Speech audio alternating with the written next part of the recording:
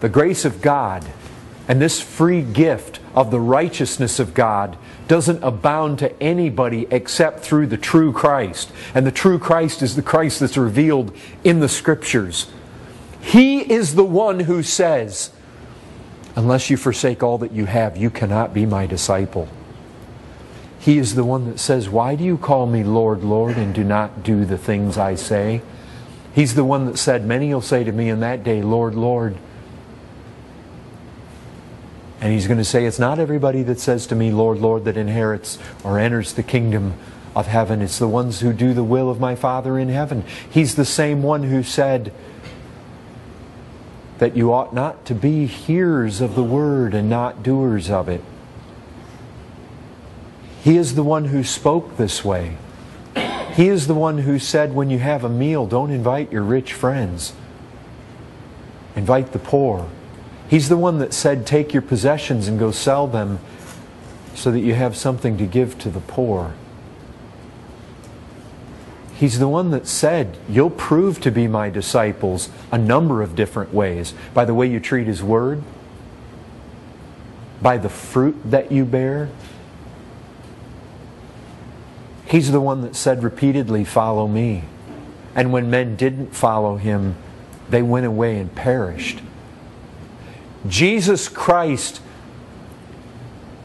is the one who all judgment is going to be committed to. Jesus Christ of the Scriptures said hard things to men. He said, unless your righteousness exceed that of the most religious people of that day, you will not inherit the kingdom. He's the one that said not to store up treasure here, but to lay it up in heaven. He's the one that said, blessed are the poor in spirit, blessed are the meek, blessed are the mourners, blessed are the peacemakers, blessed are those that hunger and thirst. Not in that order, but those. He's the one that said that. He's the one that said that you would do such works that God would be glorified in heaven. He's the one that said you'll pray, you'll fast, you'll give, and don't do it like the hypocrites. He's the one that said when you pray, when you fast. He's the one that called us to follow Him even if it required us to hate mother and father. He's the one who said that if you love anybody more than Him, you're not worthy of Him. He's the one that said if you put your hand to the plow and you look back, you're not worthy. He's the one that said, remember Lot's wife? He said hard things to men. He's the one who said to one of His chief apostles who thought worldly thoughts, get thee behind me, Satan. He said strong things. He's the one who spoke most plainly about hell and its reality, and weeping and gnashing of teeth and outer darkness, and many of those who thought that they would be in the kingdom being thrown into that outer darkness. He's the one that pressed men that it is better to tear out eyeballs and cut off hands and cut off feet rather than to go into hell with that foot, with that hand, with that eyeball. And He wasn't talking about bodily mutilation. He was talking about spiritual amputation and getting rid of the idols. He's the one that would say to people, go and sin no more lest a worse thing happen to you. He was the one who would come to say to somebody, go sell all that you have and give to the poor and come follow me and you'll have treasure in heaven. And when the people didn't follow, He said, oh, that's okay, you'll just be a second-rate Christian. He didn't say that. He said it was all or nothing. You sell out for me or you don't. It's either total surrender or not. He's the one that said you cannot serve God and serve money. This is the Christ of the Scriptures. He didn't play games with anybody. He laid it on the line. He always said, you need to count the cost. It's free, but it'll take everything. He's the one that said, strive to enter in. He's the one that said the kingdom of heaven is taken by force, by violence. He's the one that said, strive to enter in, because many will seek to get therein, and they'll not be able. He's the one that said that on Judgment Day, if you did not give your life to feeding and clothing and giving to drink and serving the needy, you will be told to depart, and you'll be on the left hand. He's the one that told men to follow Him. And no matter the cost, He's the one that said that you need to love Him more than you love your own life. And if you love your own life more than Him, you're not worthy of Him. He's the one that said, better to die, better to lay down your life, better to give it all and have Him. He's the one that told the parables. He's the one that warned.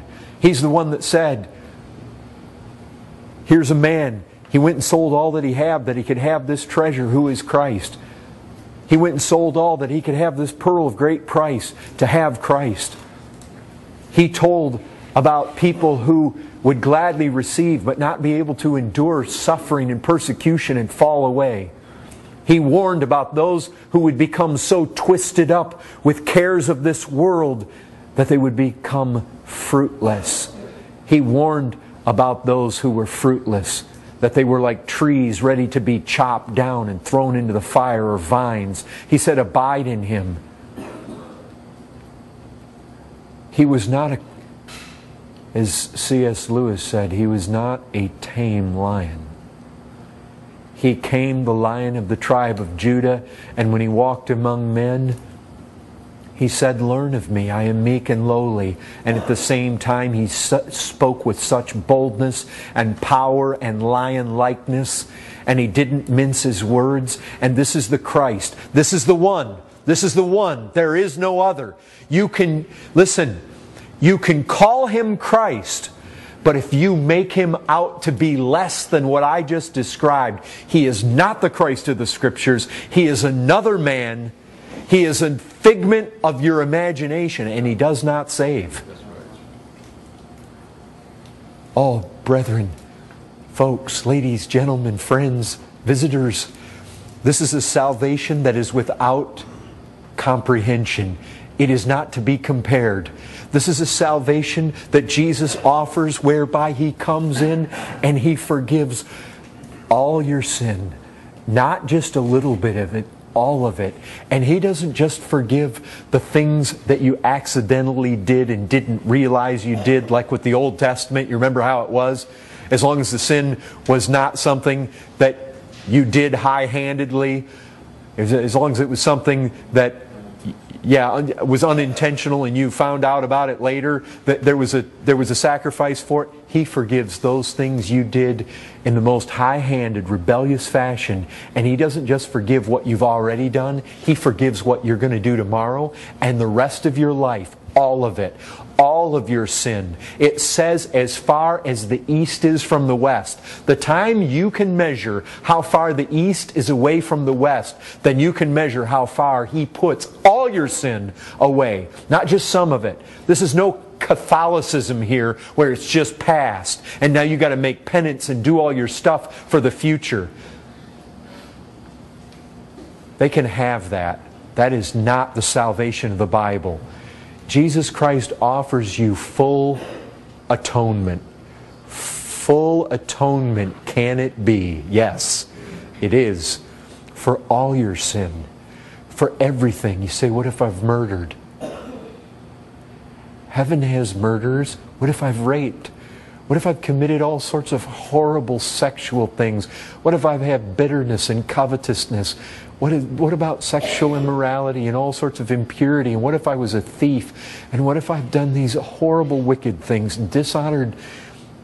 What if I've torn up Bibles before? And what if I've hated God's people and I've done the most wicked and foul and abominable things?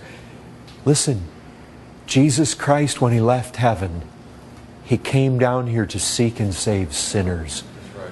And if you're a sinner, He came to seek people just like you. Jesus Christ died for the ungodly, we read earlier in chapter 5. You say, that suits me, I'm ungodly. Well, that's who He came to save. And look, He didn't...